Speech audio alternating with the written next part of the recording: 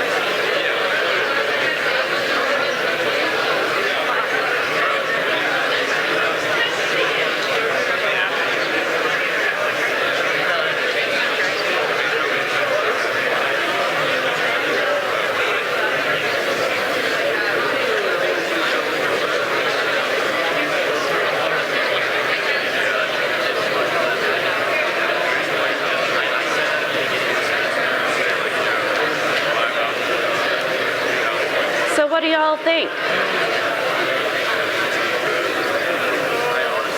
Some of you have already spoken to this a little bit.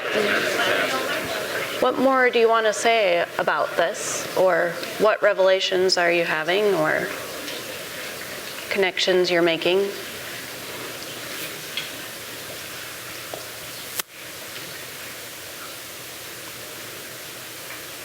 How does this connect to where we are with the ecological crisis?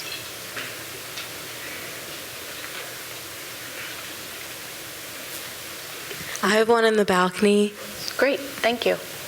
Hi, I think this photo might help represent kind of the idea of rapid consumerism in our society, because especially in a mall, a lot of people buy things that they might not necessarily need and then throw it away, and then that leads to an excess of waste, and not only that, but an over creation of products that people don't need. So then that's also, an excess of waste. Mm-hmm. And it just kind of turns back into our carbon footprint. Thank you. That pretty much nails it, yeah. I have another one. Oh, great. Where are you? In the balcony. Okay, cool. I would say, if you look at, other species, there's no, sharks or, birds building, huge malls that, are unnecessary, but, humans, there's just, a need to, over, exaggerate everything, I feel like, and just make it, bigger than it has to be. Overdoing it. Yeah, and then it's, taking away habitats of other animals. Yeah, taking up the habitat for whatever lived in this space before this was there. Yep, it's true. Thank you for saying that. Yeah, go ahead. Cool. Hello. Oh, hi. So we talked about consumerism, but also how everything is affected by this mall. It was built on land that they probably had to clear out, and it's probably a massive mall. And we just talked about people over consuming, and I think somebody kind of already touched on that, buying things they don't need, and that just feeds into wanting more things that you definitely don't need. And then also, sorry, also just the things in these stores are probably produced maybe unethically, and that goes into unethical labor and wages and stuff like that, and kind of how these things are produced and how that affects the environment as well. So it all these little things contribute to the mall and the people around it, and I think it's yeah, it's just one picture, but I think it says a lot. Mm-hmm. Thank you. Thanks for saying that. Yes.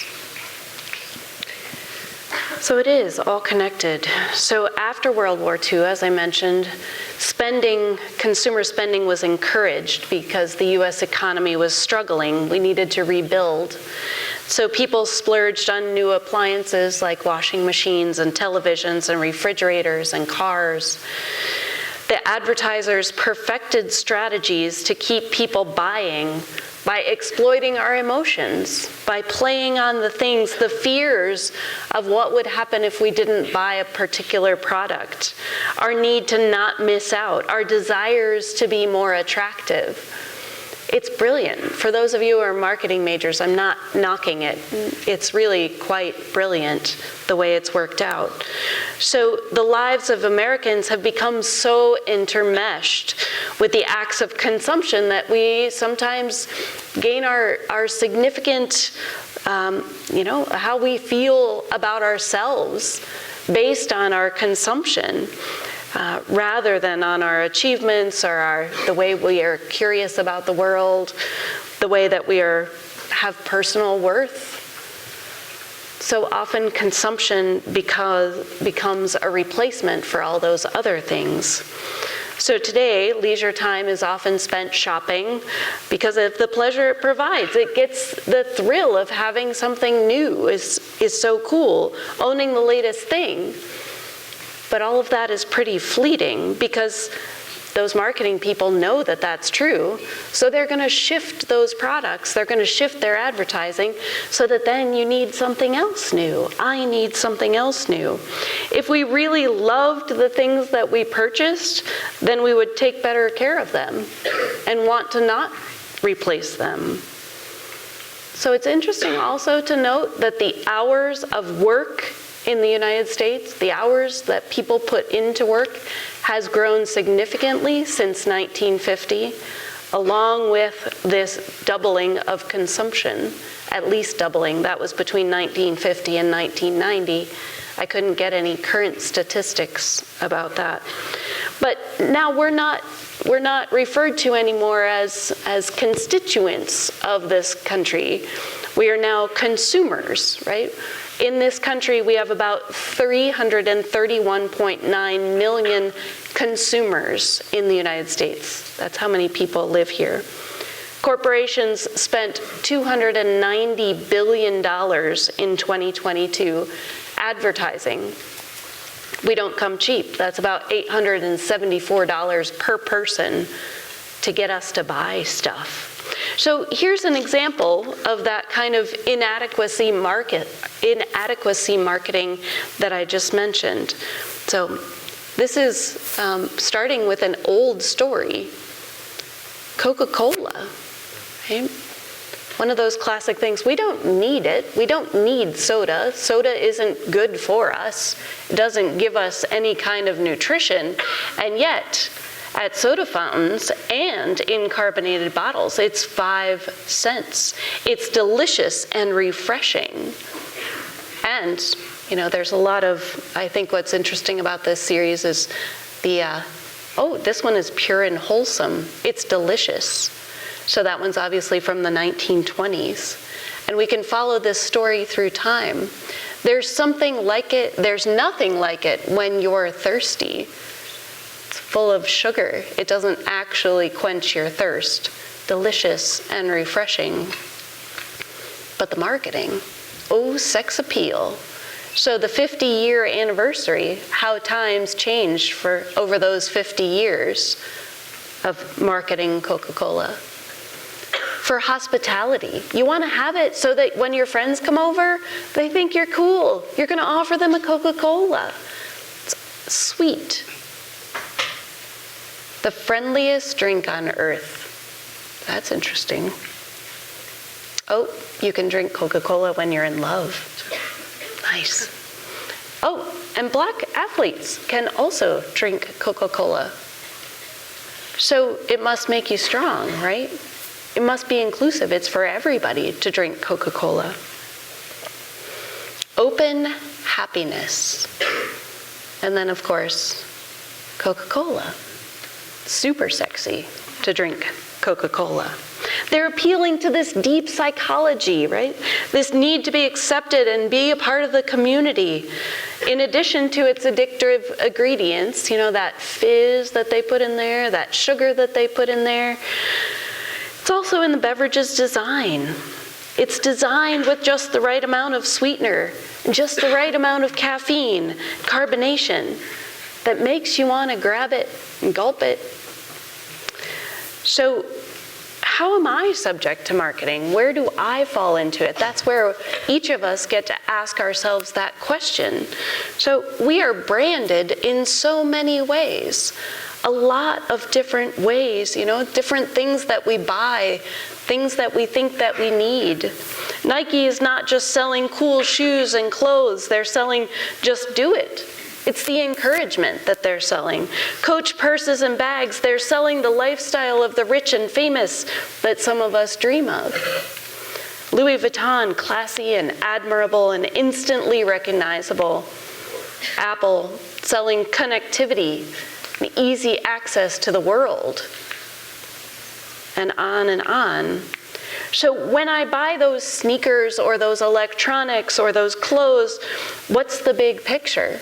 Last week in your lab, you may have done an activity called Transforming the Ordinary, taking an item that we frequently consume, McDonald's French fries, or any French fries for that matter, looking at the big picture of what goes into that item's creation, digging in and getting curious about what are all the ingredients that go into, the shoes that I choose.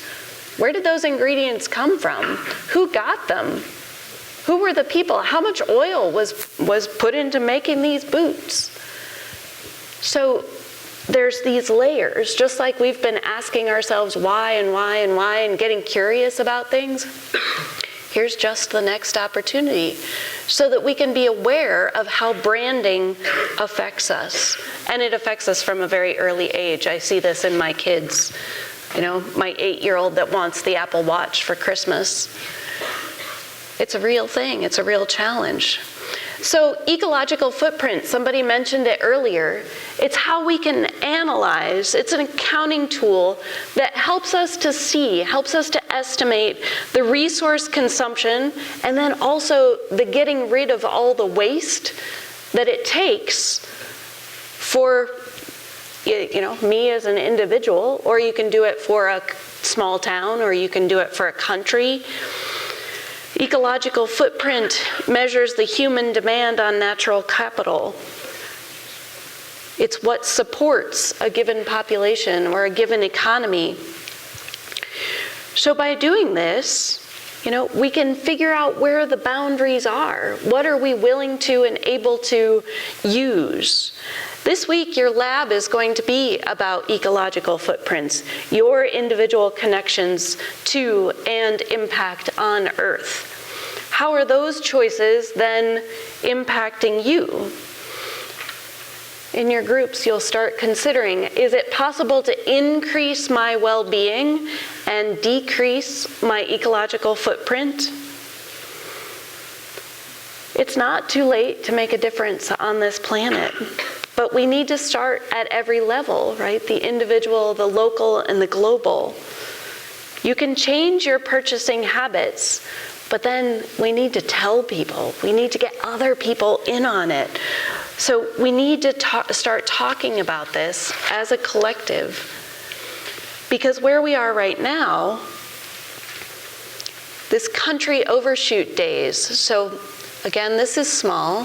When would Earth overshoot land if the world's population lived like, and this goes through the countries. So the countries here, if the world lived like Qatar did, February 10th, we would have run out of resources. It just so happens that we just passed ours. If everybody on the Earth lived like Americans, then we would have run out of resources on March 13th. That's today. That's right, it's today. So then compare that to what if we all lived like people in Jamaica? December 20th, still overshooting, but making a big difference of how we do it. We're running on an ecological debt with what we take in, what we consumed. We're drawing down that natural capital, if you want to talk in economic terms. And while we're doing it, we're filling the atmosphere too fast with all that other stuff. The atmosphere and the soil and the air. So how are we going to make a change? First thing that I feel during this whole middle section of this class is that I feel a lot of grief. But I want to encourage you. Joanna Macy is someone that I really look up to. She says, "Don't apologize for the sorrow or grief and rage that you feel. It's a measure of your humanity and your maturity. It's a measure of your open heart. And as your heart breaks open, there will be room for the world to heal." So we have to figure out how. We have to do it together. We're in this together as a mission. There are organizations that are working on this. The One Planet Alliance. We aren't just doing this right here in this one room. There are people all over the world doing all kinds of freaking cool things. So we can talk about and we can hover on, we can focus on the bad stuff. But just like at the beginning, if we focus on the joy and the gratitude and find these like-minded people, change is possible. It's the role and responsibility of the One Planet Alliance. It's a council of many nations. They have a shared vision to address natural resource security, making sure that we're paying attention. As she mentioned up here in the balcony, somehow we lost sight of where we are connected. Someplace we lost sight of the fact that we just keep taking and taking, and we don't understand the giving back or the balance, the reciprocity of how that happens together. So when we can work together within our neighborhoods or communities or towns or cities, states, nations, internationally, that's when we're going to be able to tackle this stuff. In this room, 500 people, let's do it. Let's tackle some of these challenges. So I'd like to show you this video. It's a movie trailer for a movie called Connected. And as you watch it, I'd like you to think about what comes up for you as you think about this woman's perspective and why she created this movie.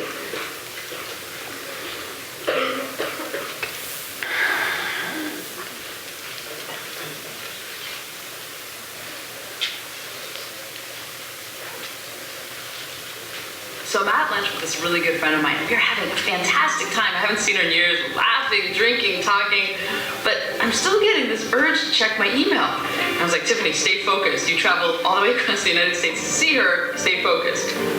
But eventually it was like, it overtook me. And then I faked needing to go to the bathroom. So I excuse myself, grab my phone, go into the bathroom stall, kind of hiding, texting, emailing, thinking, what if I become? I can't be the only one sneaking to the bathroom to check my email. Technology is clearly changing us, and the way we connect with our friends, our families, and the world around us.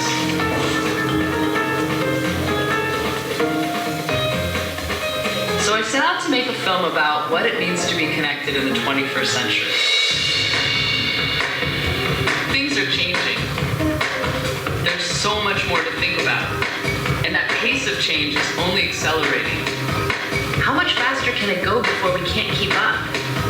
This was the kind of question I was exploring in this film. And then I had this year that turned my world upside down. And forced me to rethink everything I thought I understood about the ways we're connected.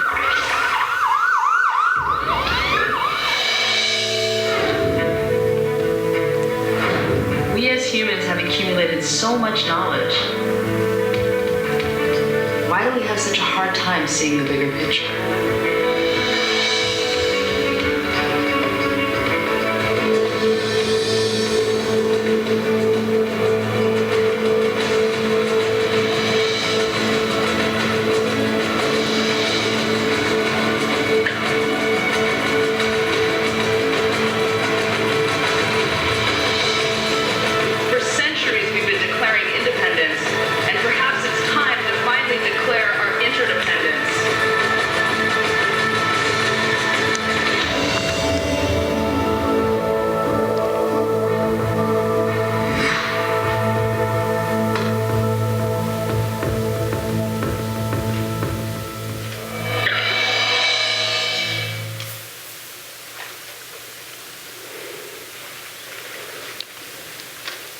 independence or interdependence?